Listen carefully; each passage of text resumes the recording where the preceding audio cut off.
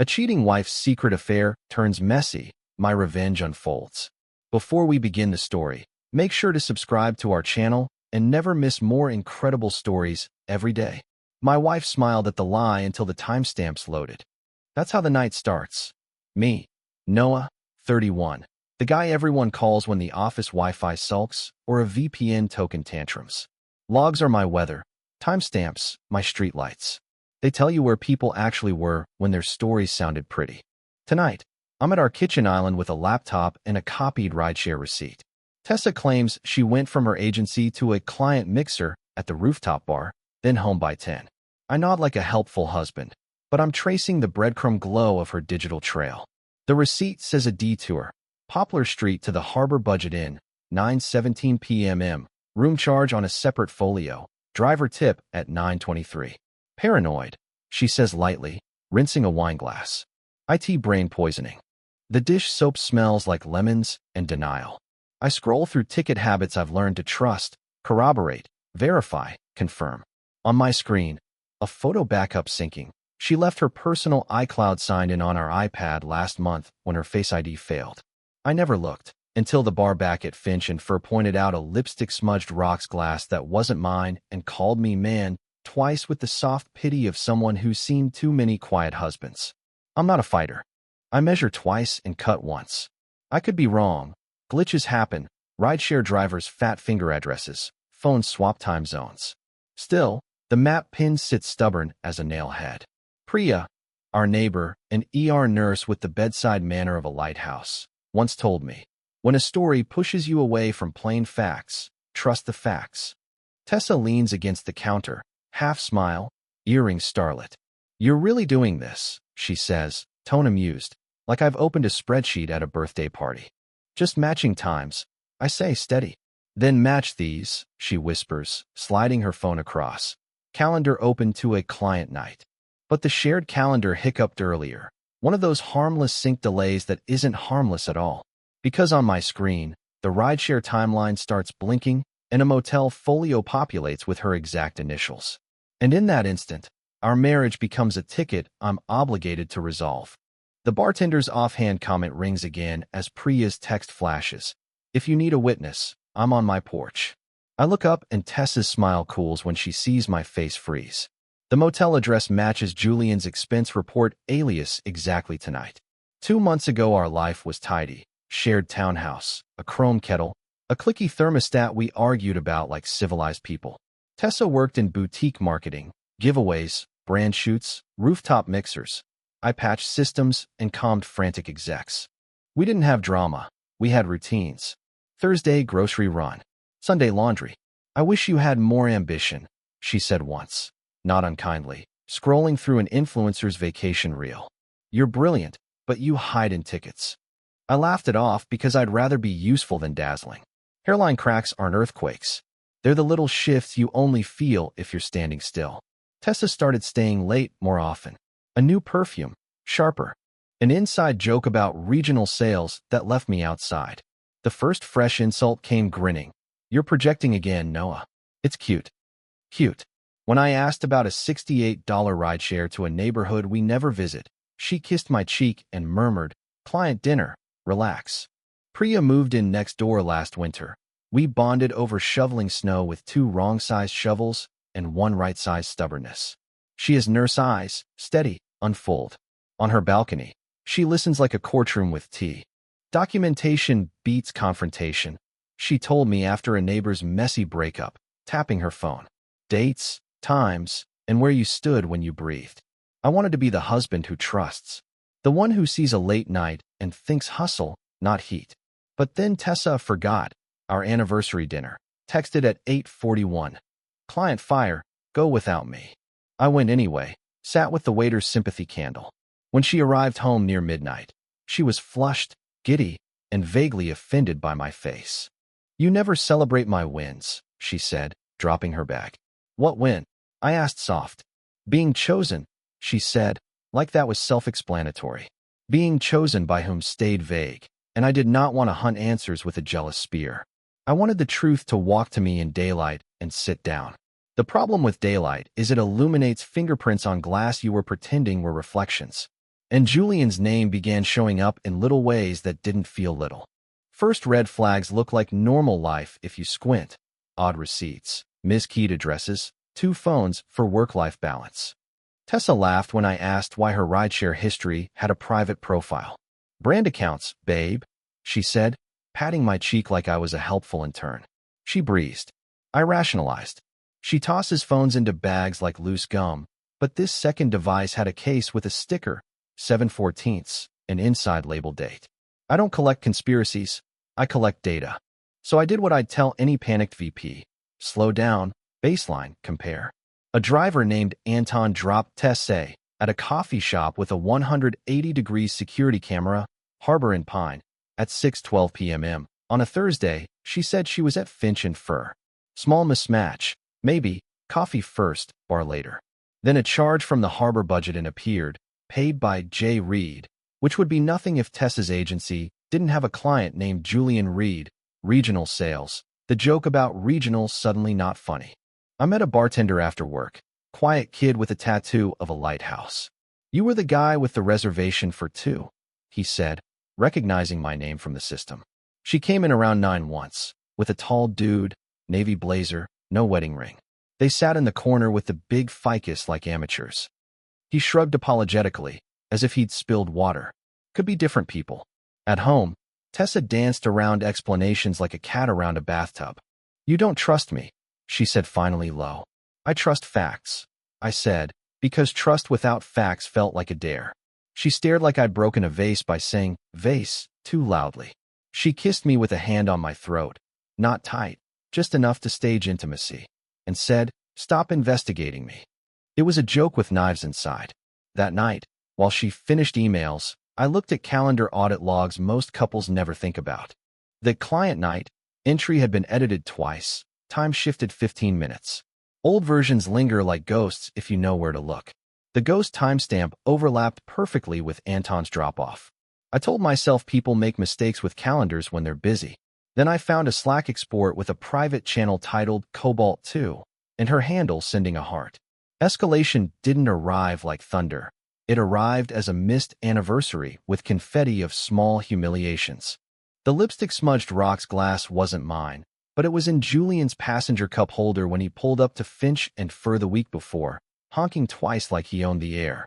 I was outside, waving at Tessa's team as they spilled into rideshares. Julian smiled at me with the benevolence of a man who never expects pushback. He said, "Hey, brother," the way guys say it when they mean, stay small. In the window, faint and stupid, a rosy print curved across his glass, fresh. That night, Tessa tossed client event at me like a coat. I said, we had plans. She tilted her head. Do you want me to bomb a presentation to eat shrimp skewers? I want you to mean yes when you say yes, I replied. Soft voice, firm sentence. She rolled her eyes so hard it counted as cardio. At 9:13 p.m., a process server rang our bell. Not for me. For the owners/tenants of our address. Notice about a parking garage incident involving a black sedan registered to J. Reed, complaint pending, minor property damage, cameras available on request. Tessa paled, then recovered into breezy. Not my circus. I texted Priya. Is it crazy to ask for your nurse-level honesty? She came over with tea and a don't waste my time face. I laid out receipts, the calendar ghost, Anton's drop, the garage notice copy. You're not crazy, she said calmly. You're in the part where liars make you prove gravity. I confronted Tessa softly.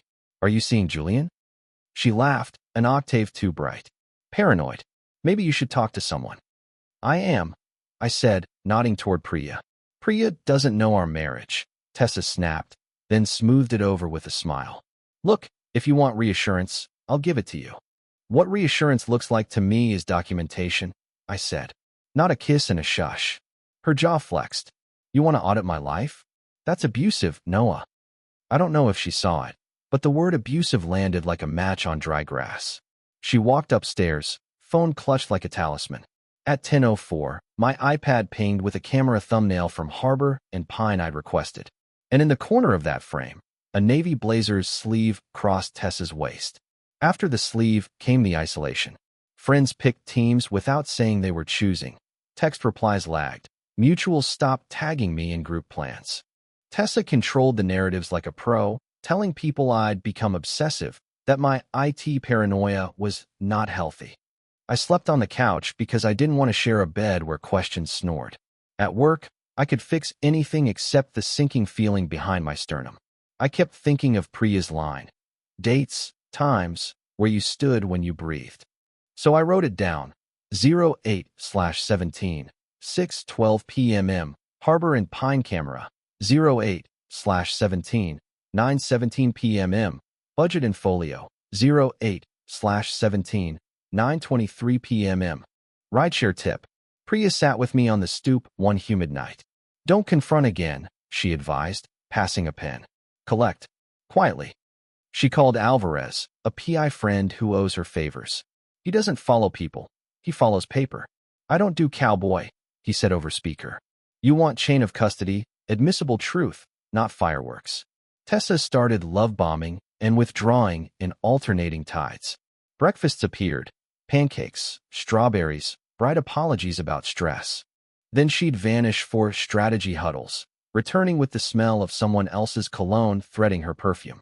You're doing that face again, she'd say, smiling like a warning.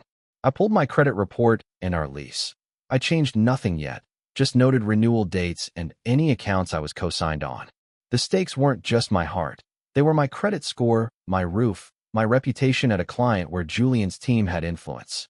I exported Slack DMs from my own work, careful to touch nothing of hers that wasn't shared or legally mine. I emailed myself observations from a personal account like I'd email ticket notes. Objective, timestamped. At night, I set the kettle and listened to the quiet creaks of a house learning to tell the truth. Tessa wandered down, barefoot, soft voice turned up like music. Come to bed, she murmured, eyes liquid.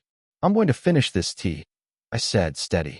You're pushing me away, she whispered, as if gravity were my fault. I watched steam lift and wrote one more note. August 24th, 10:56 p.m. Man's voice on Tessa's speaker, low, says tomorrow. I closed the notebook and finally admitted I wasn't lonely. I was being isolated on purpose. And that's when Priya texted that Alvarez had found the motel folio with Tessa's initials authenticated. Evidence didn't ignite like a single match. It was a slow, orderly burn of dates that lined up too cleanly to be innocent. The calendar share glitch was my first gift. Tessa had given me view access during a weekend when her Face ID broke and never revoked it. Edits were visible in the audit log. Client night shifted twice by 15 minutes, curiously aligning with rideshare drop-offs. Alvarez sent over the motel folio through a records request, stamped and signed, noting a T. Archer co-signer. A detail only visible on the desk copy, not the emailed receipt. Chain of custody clean, he said. Don't peacock, we're building scaffolding. Priya sat at my table, highlighting like an attending physician triaging lies. You have timestamps, a location, a witness bartender, a garage incident that puts Julian in the building, she summarized. You're missing motive clarity and a clean link between Tessa's work and his. I nodded. My job brain loves dependencies. I drew arrows on printer paper from calendar edits to rideshare logs to receipts to camera angles. I wanted to talk to Tessa, to hear a story that made this all a misunderstanding. But every time I opened my mouth, she filled the air with either glitter or smoke. You're making our home hostile, she rehearsed tearfully one night, and I watched her watch me, testing which words would move me. The next morning, a Slack notice hit my work laptop. Our client where Julian's team operated flagged unauthorized comps on a campaign, mysterious hospitality charges at the Budget Inn and Finch and Fur. My stomach fell through the floor. If Tessa had routed perks to Julian, we weren't just in moral territory. We were in HR and compliance land where my name might get dragged under the wheels. So I called attorney Kim, a woman we'd used once for a lease question. I can't be your therapist, she said dryly, but I can be your perimeter. Document only what's yours to access. In your state, one-party consent suffices for recordings where you're present. No keyloggers, no snooping past permissions. You're not here for revenge, you're here for insulation. On her advice, I bought a cheap notebook and a notary stamp service. On mine, I backed up screenshots with hashes. When Tessa invited me to a neighbor's block party, come mingle, Priya's eyes narrowed. That smells like an alibi, she said. I asked what kind of alibi requires fairy lights and 7-layer dip at sunset. She said the kind that preps witnesses to remember you were smiling together at 7. That's when Julian's name appeared on the RSVP list in tiny digital gray. Breadcrumbs multiply when you stop sweeping. I started with rideshare logs, exported CSVs showing identical driver IDs on 2 separate nights, which meant the same person watched them treat the city like a private hallway. Harbor and Pine's manager, maybe tired of being a confessional, still confirmed that their dome camera kept 30 days of footage and would release a clip if HR or legal requested it. Alvarez prepped the request language. I walked the route from the coffee shop to the parking garage, counting seconds between corners like a metronome. The garage's kiosk showed a time-stamped ticket reprint. The attendant remembered a navy blazer who tipped big after scraping a pillar.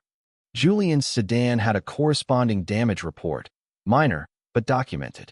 In daylight, I visited Finch and Fur. The bartender, lighthouse tattoo glinting, squinted at me. Corner table under the ficus? He asked. Him again? I didn't answer. People will confess to silence. He remembered the order. Negroni, Sauve Blanc, shared fries, and a quick, public kiss that looked rehearsed to read as European, not affair. He added, she kept checking the entrance. He kept facing the wall. People who hide think about angles. People who tell the truth forget the room. At Tessa's agency, an expense policy update hit inboxes. Hospitality caps lowered. All comps require manager sign-off. Someone felt heat. I traced Julian's client code to a new internal nickname, Cobalt 2, which matched the Slack channel I'd found. The pattern spread like spilled ink. Budget and charges coded as field ops, duplicates in 2 systems, and a private calendar marker repeating every second Thursday. Conveniently, when I had late patch windows. Priya and I staged a mini-interview with ourselves. What would a neutral listener ask? She said, holding a voice memo app. I answered like a witness. Dates, places, names, what I did and did not access, what I felt and what I could prove.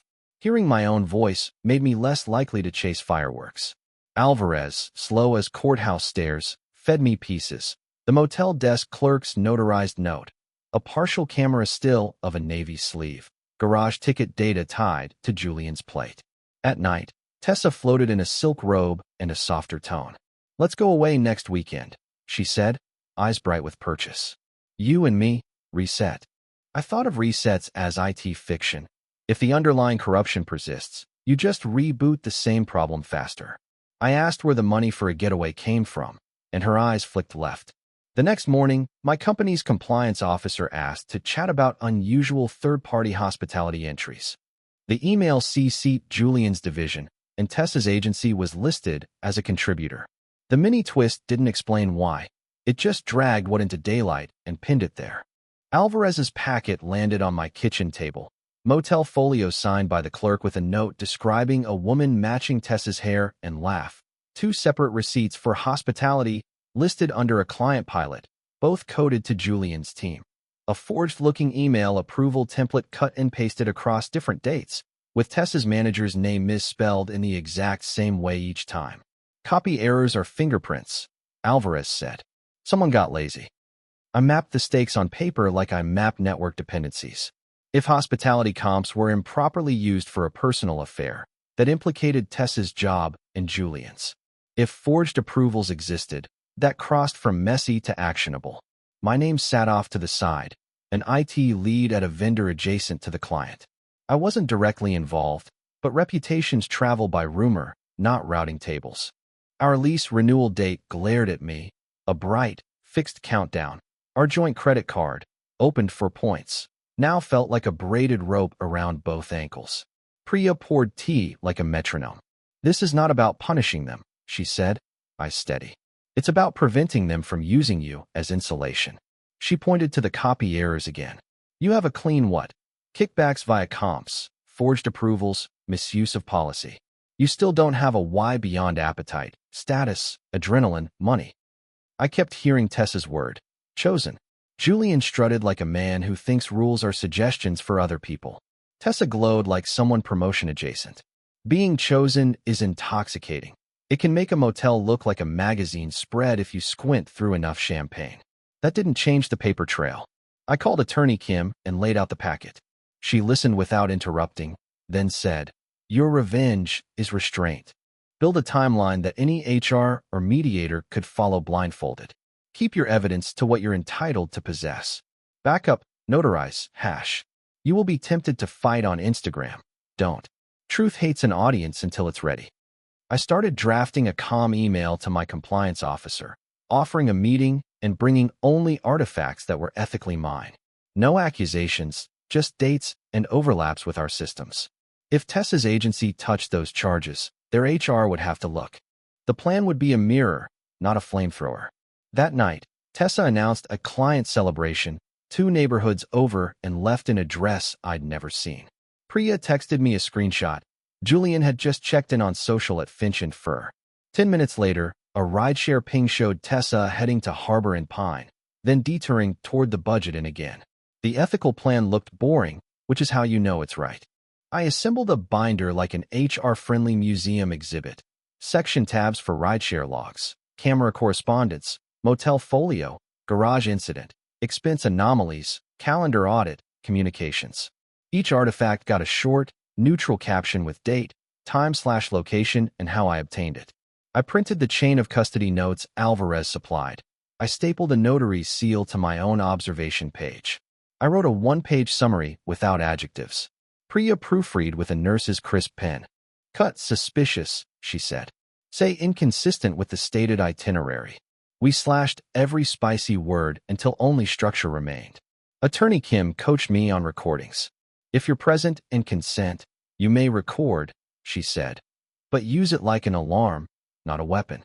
It keeps people honest in rooms with rugs." She drafted a short statement for me to read at any meeting. That I sought to protect my employment, credit, and housing. That I would not discuss intimacy, only policy and documentation. That I requested to separate finances and residences promptly. Revenge, redefined, became boundary enforcement with witnesses. I sent the email to compliance, concise, respectful, offering a time-synced walkthrough. They replied within an hour, adding HR and legal and proposing Tuesday at 10 a.m. They invited relevant agency counterparts for clarity. That meant Tessa might be in the room. My heartbeat skittered. Priya squeezed my shoulder. "You'll bring light," she said. "Light makes its own decisions."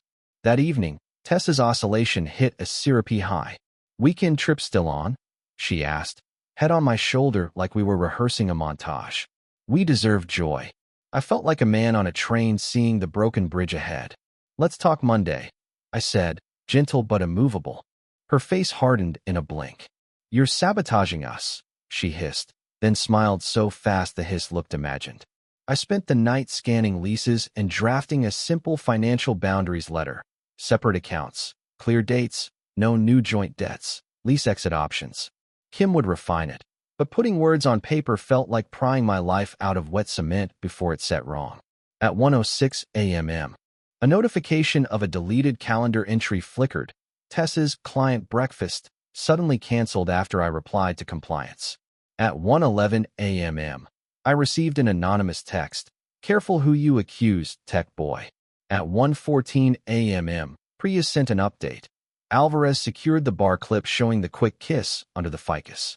Close calls cluster near the truth like moths at a porch light. The block party invite arrived in a chipper neighborhood thread, fairy lights, chili, lawn games. Tessa accepted for both of us before asking me. "We should be seen," she said brightly, eyes a shade too intent. Normal couples show up. Priya's eyebrows climbed toward the stratosphere. "It's a staging opportunity," she murmured, "so people remember you as happy at a time you were not." Still we went. Kids chalked galaxies on the sidewalk. Someone's Bluetooth speaker insisted on late 2000s bops. Tessa gripped my arm like a photo prop and rotated us through clusters. "This is Noah," she said repeatedly, like I was a rebrand. Julian arrived late, navy blazer off, but personality still wearing one. He shook my hand too firmly, then leaned into Tessa's joke about regional sales being a state of mind. People laughed. I filed voices and names against times. Priya drifted near as a buffer. "Drink water," she whispered, sliding me seltzer.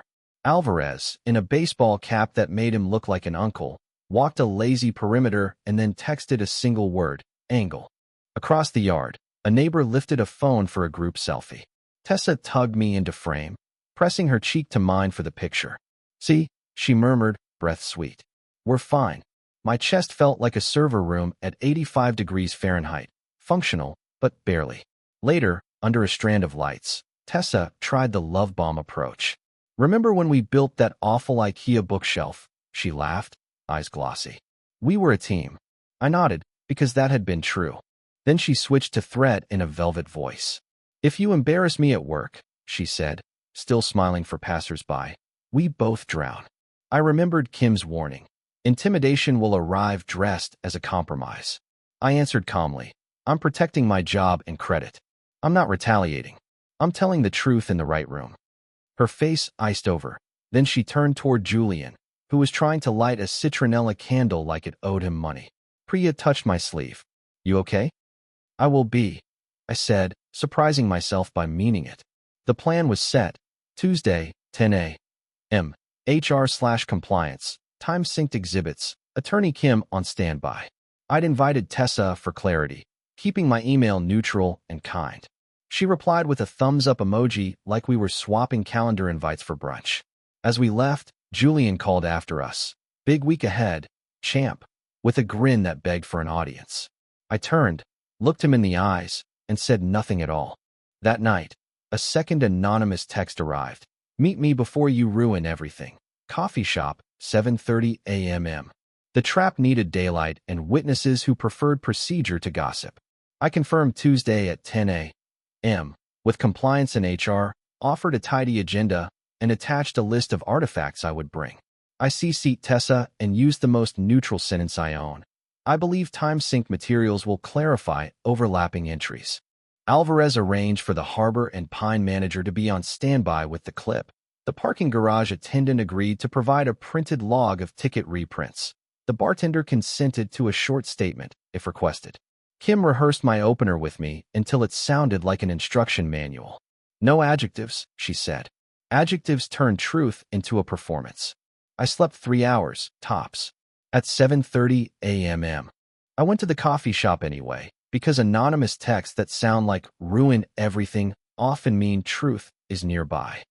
Priya sat 2 tables away with a crossword and the kind of sunglasses that spell chaperone. Julian slid into the seat across from me, as if he were making a charitable visit. He didn't offer his hand. He offered a smirk. "You're not built for this," he said, low and smooth. "You do tickets. This is big boy PR." "I do timelines," I replied. "PR hates those." He placed a folded paper on the table, an email draft with my name and a story about harassment and obsession. "You escalate," he murmured. "We escalate. We make it messy. You'll look like a bitter husband wrecking careers." He waited for me to flinch. I didn't. I slid the draft back toward him. "Please put threats in writing," I said. "Chain of custody likes ink." Tessa arrived late, cheeks bright, voice pitched high like a violin tuned sharp. "We're all adults," she sing-songed. "Let's not light our lives on fire." I looked at her and felt the ache of recognizing a person who once made my life softer, now trying to sandpaper the truth. "We'll talk at 10, I said. "With the right people." Julian leaned close enough that I could smell his cologne trying to be cedar. "You're going to embarrass yourself," he said. "She'll deny, and you'll look creepy." I stood, paid for my coffee, and said the only sentence that mattered. "The documents are already scheduled to be presented." At 9:52, I opened the door, and every head already turned. Compliance ran the meeting like a conveyor belt. 2 HR reps, a legal counsel, my company's compliance officer, an agency representative, and, because fairness likes symmetry, Tessa and Julian in designer discomfort. I read my statement. Employment, credit, housing, policy. I would discuss timelines and artifacts only. Then I set the binder down and opened to the first tab. "Exhibit A," I said, keeping my voice boring. "Rideshare logs matching calendar edits." Exhibit B, harbor and pine correspondence with a clip queued. Exhibit C, garage ticket reprint log tied to Julian's plate. Exhibit D, motel folio with clerk's notarized note and a co-signer initialed T.A. The agency rep shifted. HR took notes. Legal asked clarifying questions. I answered exactly and stopped talking. Julian smirked until the expense anomaly page arrived. The forged approval template appeared on the screen. 3 dates, same misspelled manager name. The agency rep leaned forward. Where did you get this? She asked. Records request at the motel and a bartender's statement. The template came through an audit trail, I said. Tessa exhaled a laugh that wasn't one. He's obsessed, she told the room. He's recording me. I am recording this meeting, I replied, tapping the phone in plain sight. I'm present. One-party consent applies. I'm not accusing infidelity, only misuse of hospitality and forged approvals touching our employers. Legal nodded. The agency rep requested the bar clip. Compliance had it arrive mid-sentence. On screen, a quick kiss under the ficus. Not lurid, not long, just practiced. Tessa reached for denial and found only water. Celebrating an influencer win, she said. We're tactile. It's European. Julian added. This is entrapment. Or documentation, legal said. HR asked about the calendar edits. Tessa said glitch, then assistant. My stomach hurt, but not from shame. Just the ache of truth starting to walk. Compliance closed laptops. Next steps. Internal investigations at both firms, they said. No further contact outside counsel. Julian stood, face reddening, and did the first honest thing I'd seen. He panicked in public. He pointed at me and said, loudly, ask him where the money really went. Fallout arrived dressed like emails. My compliance officer thanked me for professionalism and put me on a low-profile rotation while investigations ran. The agency placed Tessa on leave, pending review. Julian's division announced an audit of hospitality. HR asked for my financial boundaries letter. Kim refined and sent it. Separate accounts by Friday, no new joint debt. Lease exit through mediation. I moved into the guest room with a suitcase and a quiet spine. Rumors sprouted anyway. A coworker DM'd, heard you blew up a client meeting. And I resisted the urge to explain the difference between blowing up and flipping on the lights. Priya kept me hydrated and reminded me to eat. Alvarez returned originals to their owners. Copies stayed with counsel. He shrugged when I thanked him. Truth stands up without me, he said. I'm just the chair it uses to climb. Tessa oscillated. Apologies and recriminations, a kaleidoscope of versions. We were networking, she texted. Then, you humiliated me. Then, you wanted this. At home, she knocked on the guest room door and sat on the carpet. We can fix this, she whispered, eyes red. Say it was a misunderstanding. I kept my voice gentle. The misunderstanding is thinking love and accountability can't share a room. She flinched. You've always liked rules more than people, she said, and left. Legal asked if I'd consider mediation for the lease and debts. I said yes. Boundaries don't work unless you walk them. My job strained under side-eye. I sent clear updates and took unsexy tickets until heat dispersed. At night, I tried sleeping. My brain preferred replaying every sentence from the conference room, searching for unnecessary sharpness. An agency rep called quietly. Thank you for not making a circus, she said. We're finding things. She didn't specify. She didn't need to. I felt vindicated and sad enough to sit in the stairwell and count breaths to 30. On Saturday, a client breach notice leaked. Commenters did what commenters do. My phone shook like a soda.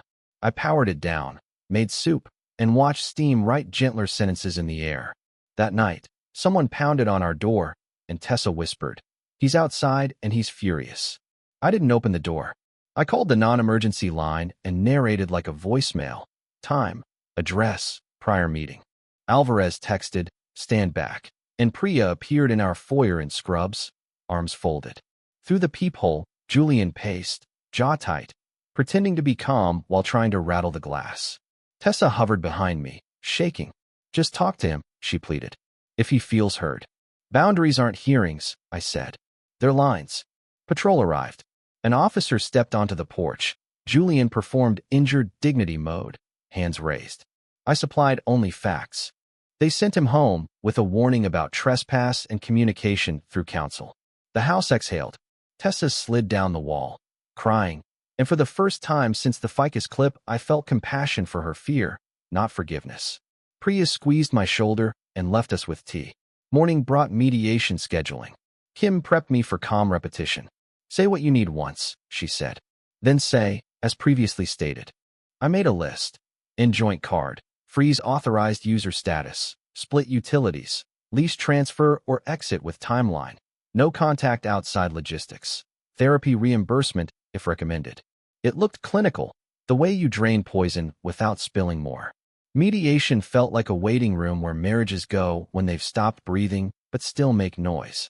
In the small room, Tessa twisted a tissue into confetti. I don't want to be a villain, she whispered. The mediator nodded. I said, gently, you're not a villain to me. You made choices with consequences. I'm choosing boundaries. We signed papers that moved money like sandbags before a storm. We set a move-out date. We wrote down words we already knew: separate, clarity, mail, keys. After, I walked 3 blocks and bought a notebook with a blue cover. First page, therapy intake, Tuesday, 6 p.m. Second page, new routines, cook once, walk daily, call my sister, no doom scrolling. Priya met me on the stoop and bumped my shoulder. Proud of you, she said. Revenge completed. You didn't let them use you. I exhaled a laugh I didn't know I was holding. That night, the townhouse finally sounded like a place that didn't lie back. Then a final email pinged from legal with a subject line that made my hands shake. The email subject read, preliminary findings and next steps. Inside, legal summarized what they could share. Forged approvals confirmed. Hospitality misuse substantiated. My employer cleared of involvement. I wasn't triumphant. I was tired in a way that felt honest. I forwarded the note to Kim and filed it behind the tab labeled After. I texted Priya a single word, thanks, and she replied with a thumbs up and a sunrise over the row houses, the light looking almost physical enough to pick up. I packed a weekend bag and moved to a short-term sublet near the river while the lease transfer processed. The place smelled like citrus cleaner and possibility. Therapy started on a Tuesday. I said the hard thing out loud. I confused vigilance with control and love with rescue. And the room didn't collapse. We sketched a plan for not becoming made of suspicion, grief, boundaries, movement, friends. I started running at dawn, slow enough to notice bakery windows fogging and the guy on the corner who plans chess with pigeons in the park. For people online hungry for a gotcha, revenge means spectacle. Mine looked like paperwork and patience. It meant not posting the clip, not subtweeting, not turning mistakes into slogans. It meant separating accounts and returning keys. It meant answering coworkers' curiosity with, "We're handling it privately," and then actually handling it privately. It meant calling my sister on Thursdays and learning to cook a better omelet. It meant remembering that dignity is portable. You carry it through rooms that test you without an audience.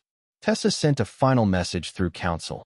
She'd accept the debt split, return my grandmother's ring, and request no future contact except taxes. I said yes. There's mercy in simple answers. Alvarez mailed back my unused retainer with a note.